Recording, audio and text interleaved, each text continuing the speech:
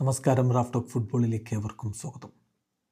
2026 എന്ന വർഷം ഫുട്ബോൾ ചരിത്രത്തെ സംബന്ധിച്ചിടത്തോളം വളരെ ക്രൂഷ്യലായ ഒന്നാണ്. ഫുട്ബോൾ ചരിത്രത്തിൽ ഏറ്റവും അധികം ഗോളുകൾ നേടിയ രണ്ട് താരങ്ങൾ അവരുടെ അവസാന വേൾഡ് കപ്പ് കളിക്കാൻ ഇറങ്ങുന്ന വർഷമാണ്. ഫുട്ബോൾ ചരിത്രത്തിൽ ഏറ്റവും അധികം ഗോൾ കോൺട്രിബ്യൂഷൻസ് നേടിയ താരങ്ങൾ, രണ്ട് താരങ്ങൾ അവരുടെ അവസാന വേൾഡ് കപ്പ് കളിക്കാൻ ഇറങ്ങുന്ന വർഷമാണ്. അപ്പോൾ ഗോളുകളുടെ കാര്യം നമുക്കറിയാം.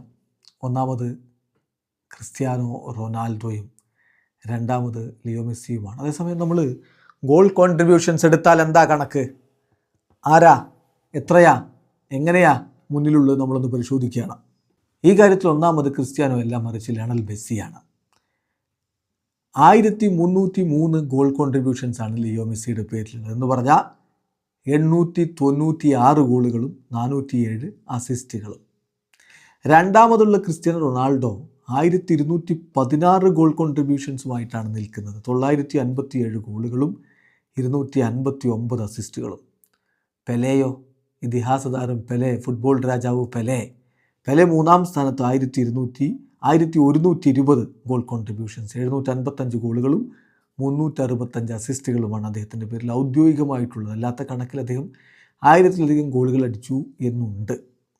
നാലാമത് ഫ്രാങ്ക് പുസ്കാസ് ആണ്. പുസ്കാസ് 1067 ഗോൾ കോൺട്രിബ്യൂഷൻസാണ്. എന്ന് പറഞ്ഞാൽ 708 ഗോളുകളും 359 അസിസ്റ്റുകളും.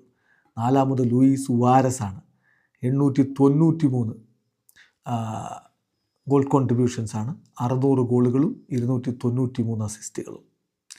റൊമാരിയോ വരുന്നു തൊട്ടടുത്ത സ്ഥാനത്ത്. എന്ന് പറഞ്ഞാൽ 6ാം സ്ഥാനത്ത് റൊമാരിയോ വരുമ്പോൾ അതിൽ റൊമാരിയോയുടെ കണക്ക് 880 എന്ന് പറയുമ്പോൾ 725 ഗോളുകളും 155 അസിസ്റ്റുകളും. പക്ഷേ അനൗദ്യോഗിക കണക്കിൽ അദ്ദേഹം 1000-ലധികം ഗോൾ അടിച്ചു എന്നുണ്ട്. 7ാം സ്ഥാനത്ത് റോബർട്ട് ലെവൻഡോസ്കിയാണ്. 838 goal contributions, 687 ഗോളുകളും 151 അസിസ്റ്റുകളും. ഇതിപ്പോൾ നാഷണൽ ടീമിൻ്റെ കളികളും അതുപോലെ തന്നെ ഫസ്റ്റ് ഡിവിഷൻ ഫുട്ബോളിലെ മത്സരങ്ങളും അതുപോലെ തന്നെ മറ്റ് കപ്പ് മത്സരങ്ങളും എല്ലാം കൂടി ചേർത്തിട്ടുള്ള കണക്കുകളാണ്. ചെറിയ വേരിയേഷൻസ് ഒരുപക്ഷെ മറ്റ് കണക്കുകളിൽ കണ്ടേക്കാം. വീഡിയോ അവസാനിക്കുന്നു. ഫുട്ബോൾ ലോകത്തെ കൂടുതൽ വിശേഷങ്ങളുമായി റാഫ് ടോക്സിൽ എത്താം.